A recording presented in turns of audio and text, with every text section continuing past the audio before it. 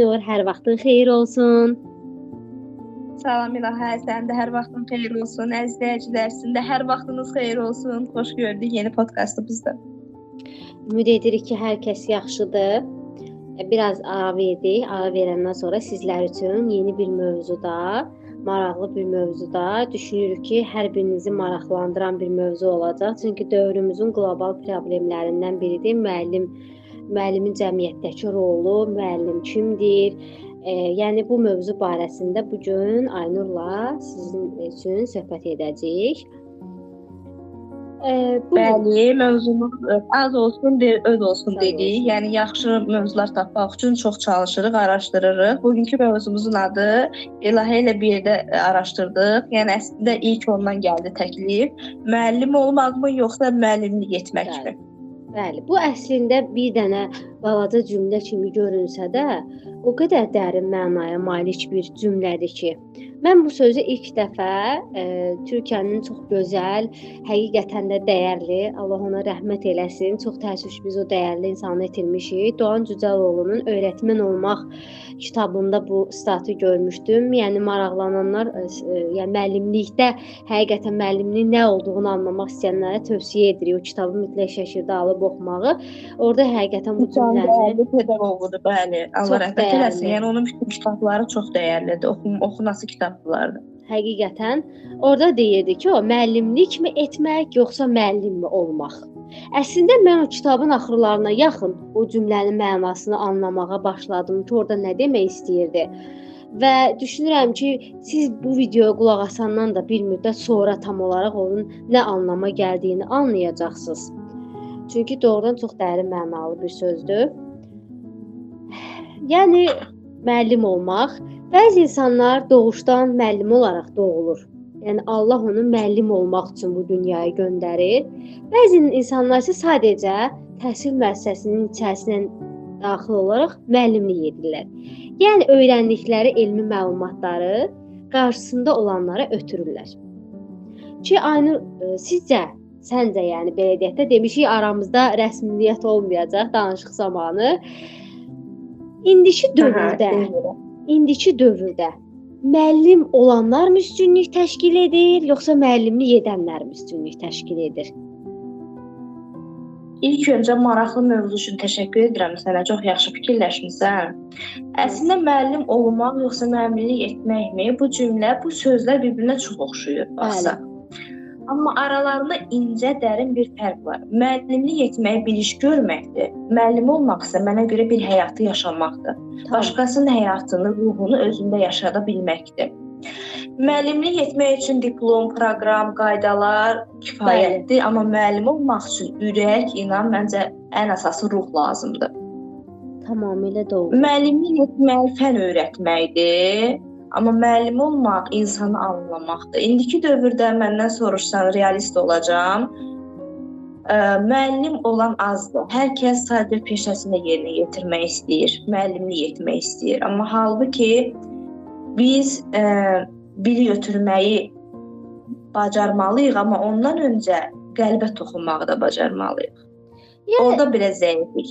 Əslində mən müəllim sözünün etimologiyasını bir müddət araşdırdım. Yəni bilir ki, müəllim sözü ərəb mənşəli bir sözdür və həqiqətən də mənası öyrətmək, öyrədən deməkdir. Amma mən bir şeyə çox üzüldüm ki, mən məsələn müxtəlif mənbələrdən araşdırma apardım. Hamısında müəllimi sırf təlim, tərbiyə, təhsil çərçivəsinin içinə salıblar. Ki, yəni müəllim təlim, tədris mərkəzində, yəni müəssisəsində belə deyək, mütləq nəsə öyrədəndir.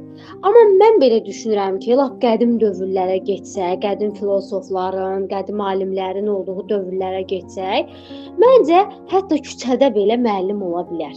Bazarda belə müəllim ola bilər. Yəni öyrətmək üçün bir təhsil müəssisəsinə ehtiyac yoxdur.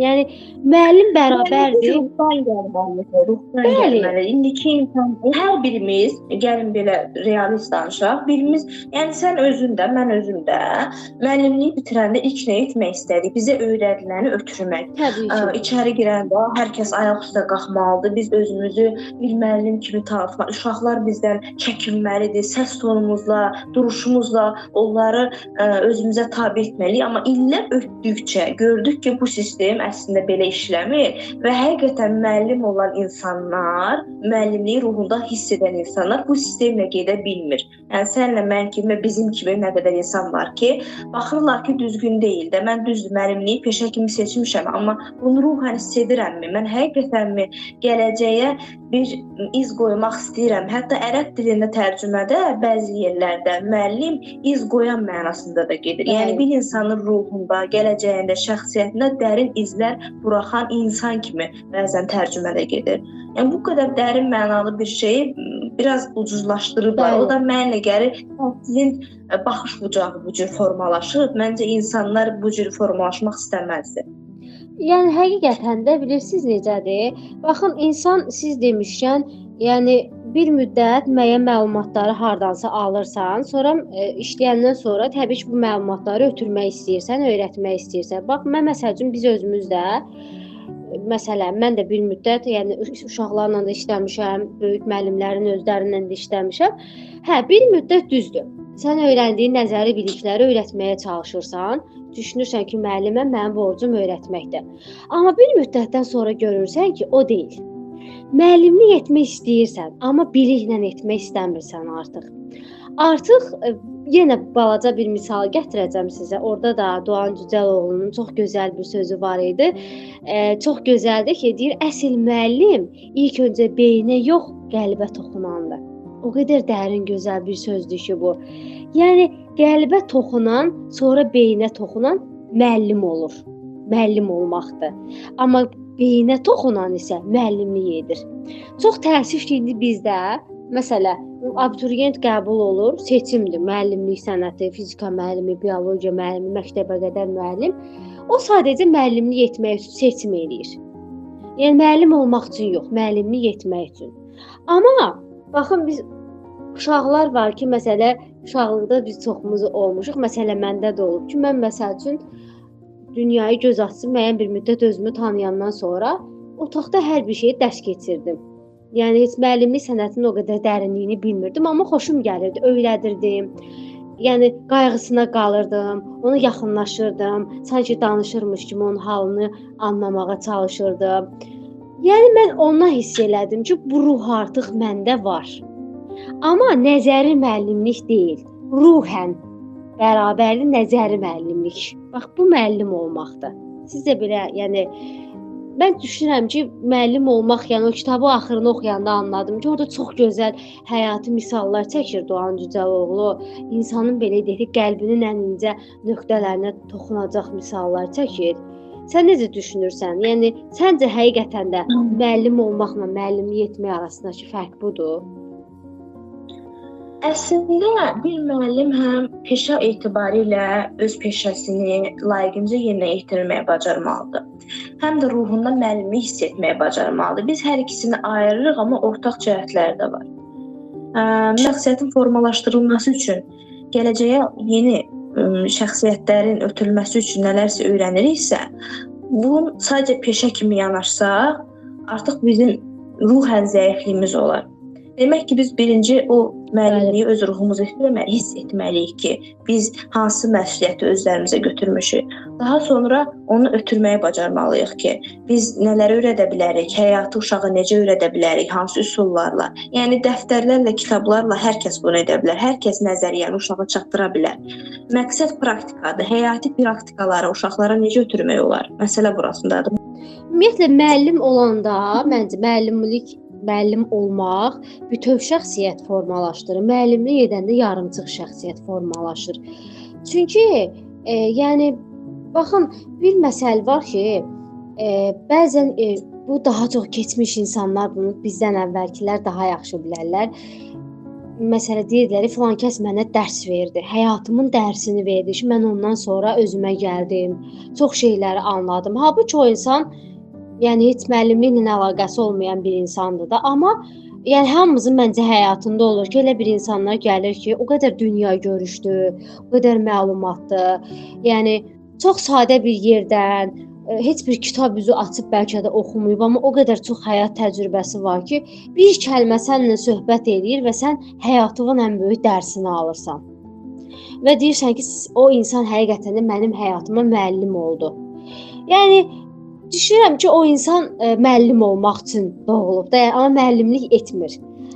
Yəni bir insan həm susaraq öyrətməyi bacarmaq lazımdır. Gözlərinlə, baxışlarınla, emosiyalarınla, bəlkə də qəlbindəki alovu ötürə bilməlisən. Bəzən o hazır cümlələr deyil də qəlbindən keçənlər də deyərək o uşağı, şagirdi, tələbəni özünə bağlaya bilərsən. Rəsmiyyət hər zaman içə yaramır. Rəsmi cümlələr, kitab cümlələri həyatı anlarda işə yaramır. Yəni yararsız bir təlim-tərbiyə metodudur. Çalışmaq lazımdır. Daha çox uşaqla səmimi ünsiyyət quraq. Səncə İlahə, kurikulum sistemi hal-hazırda Azərbaycanda gedir, Rusiyada onun kimi, mən Rusiyada yaşayıram hal-hazırda. Səncə kurikulum sistemində nə deyir bizə? Müəllimlik hansı yerdədir? Əslində bilirsiniz necə? Kurikulum öz öyrətməyi, öyrənmək deməkdir. Necə müəllimin orada funksiyası istiqamət verən şəxsdir, yön göstərən. Yəni ki, belə deyək də, təsəvvür edin ki, qarşınızda bir uşaq gedir, siz də onun arxasında dayanmısınız, əlinizdə də fənər tutursunuz. Siz sadəcə o fənərlə o uşağın qarşısını işıqlandırırsınız, getmək o uşağın özünə qalır. Yəni uşaq siz işıqlığı görür, bilir ki, ayağını hara atmalıdır. Bax, mən düşünürəm ki, kurikulumda müəllimdən bunu istəyirlər. Amma çox təəssüf ki, bizdə başqa yönlərə gətirilir, çıxarılır. Müəllim dəhşətli dərəcədə çox yüklənir. Yəni yazı, pozu işləri biz bilirik ki, mən düşünürəm ki, bütün müəllimələrin bu dəqiqə ortaq çətinlik çəkdiyi, həssas nöqtəsidir belə deyək. Yəni kurikulum sistemindəki müəllim əlində fənər tutan şəxsdir, uşağın arxasında dayanan şəxsdir ki, işığı tutur, uşaq özü gedəcək. Bir də bilirsiniz, bir məsələ var.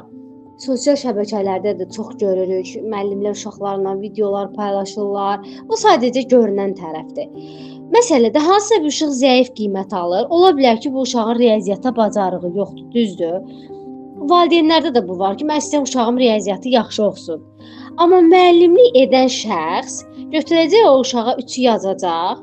Deyəcək ki, ya sən əlavə repetitor yanına hazırlığa get, sənin riyaziyyatdan heç nə bilmirsən, uşağın gələcək həyatındakı özgüvənini sındırıb qoyacaq ora, bəlkə də uşaq çox yaxşı rəssam olacaqdır, riyaziyyatı bilmədiyi üçün ümumiyyətlə özgüvənsiz bir insan olaraq böyüyür, nə öz potensialını görür, özünü həmişə zəif görür. Amma müəllim olan şəxs başa düşməlidir ki, bu uşağın riyaziyyata olan marağı yoxdur. Bu uşaq riyaziyyatı biləcək deyə bir şey yoxdur. Uşağa deyə bilər ki, mən səni başa düşürəm, riyaziyyata marağın yoxdur, bəs nə öyrənmək istəyirsən? Uşaq orada artıq, yəni nə onun özgüvəni qırılmır, başa düşür ki, mən yetərsiz deyiləm. Sadəcə riyaziyyatda bacarığım yoxdur. Onun valideyn məcbur eləsə belə, düz indi biraz valideynlərlə də işləmək müəllim olaraq məncə hər yerdə çətindir. Orasındadır ki, onu deyəcəydim ki, tək müəllimlə də bitmir. Bəzən müəllimin dediyini ümumiyyətcə valideyn eşitmir. Deyir ki, sən mənim uşağımı yanlış yönləndirirsən. Mənim uşağım Qortu Südabə xalanın oğlu kimi girməlidir Bakı Dövlət Universitetinin hüquq fakültəsinə. Amma halbuki o uşaq İncəsənət Universitetində oxumaq istəyir. Bəli. Bunu valideynlər izah eləmək olmur. Baxın, məsələ burasındadır ki, müəllimlik edən şəxs valideynlə razılaşır, riyaziyyatı sevməyən bir uşağa riyaziyyatı öyrədə, özgüvənini də qırır, nəticədə heç riyaziyyatı da öyrədə bilmir.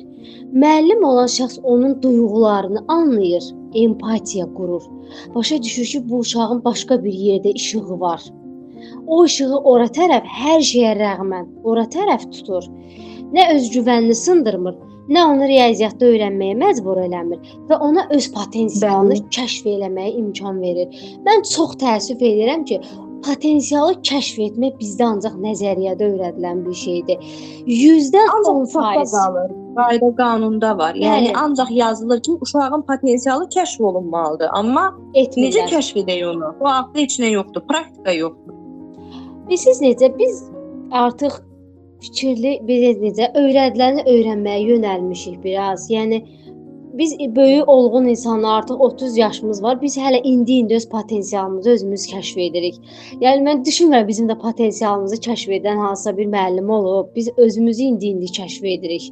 Bəlkə də vaxtında hansısa bir müəllim bizdəki o işığı kəşf eləsəydi, biz indi fərqli bir yerlərdə ola bilərdik ki, çünki bizim qarşımıza müəllimlik peşəsini sadəcə yerinə yetirən insanlar çıxıb, amma o peşəni ürəkdən, ruhən bizə ötən insanlar çıxmayıb. Çox asallardır. 10 müəllimdən ikisini deyə bilərik ki, o ruhunu bizim ruhumuzda görüb, deyib ki, bu uşaqda hardasa ilham var, bunu irəli apara bilərəm. İndiki problem odur. Biz peşə kimi görürük. Öz sənətini bir peşə kimi, ixtisas kimi, sadəcə maaşa işləyən müəllimələr, uşaq gələcək, riyaziyyatdan biliyi var, yoxdur, hazırlığa gəlir, gedir, yenə maraqlı deyil. Valideyn belə istəyir, belə də edirik. Qiymətini də yazırıq 3-dən 5-dən 7. Bu o deyil axı. Axı sən görürsən ki, o uşağın o fənə marağı yoxdur. Ən azı bir görüş təşkil edib, ən azı bir cəhd eləmək olar. Mən demirəm ki, ilk cəhdə yaxşı alınacaq, valideyn səninlə razılaşacaq. Amma cəhd edib, bəlkə də hardasa fikrini dəyişmək olar. Hardasa yaxşı yönlərdə sübut edərək də cəhd etmək olar. Məsələn, o uşaq rəssamlığı bacarır, gözəl rəsm qabiliyyəti var. O uşağın hansısa bir əl işini göstərmək olar, yaxşı bir kurslara, yarışlara o uşağı qoşmaq olar və hardasa valideynə sübut eləmək olar ki, baxın sizin uşağınız burada uğur qazanır. Bu artıq sübutdur. Bəlkə o cür formada uşağın valideynini inandırmaq olar, uşağın da özgüvənini qaldırmaq olar. Müəllim də artıq bu zaman təkcə peşə olaraq o sənətini yerinə yetirməyəcək, həm də uşaqla müəyyən bağ qurmuş olacaq, valideynlə əlaqələrini daha da yaxşı möhkəmləndirmiş olacaq. Çox yaxşı olar belə olsa. Bizdə müşahidəçilik qabiliyyəti müəllimlərdə məncə çox güclü olmalıdır.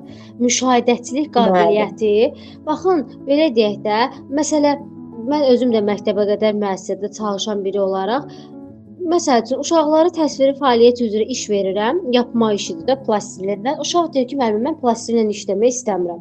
Deyirəm, ola bilər. Hansı, məsəl üçün, nəyinə istəyirsən başqa? Məsələn, deyir, rəsm çəkmək istəyirəm, mən ona rəsmi verirəm, məsələ. Yəni, amma bizdə buna deyirlər ki, uşaqlara çox azadlıq vermiş oluruq. Halbuki bu azadlıq deyil, bu kəşf etmədir. Uşaq özünü kəşf eləyir ki, və mən də anlayıram ki, aha, bu uşaq plastilinlə işləmək istəmir. Demək, bu uşaq rəsmdə özünü daha çox görür ki, ona görə, yəni bir yerdə istək yoxdursa, demək potensial da yoxdur. Biz onu görə bilmirik və uşağın ən məşhur bir şey deyəcəm, sözümü də kəsirəm.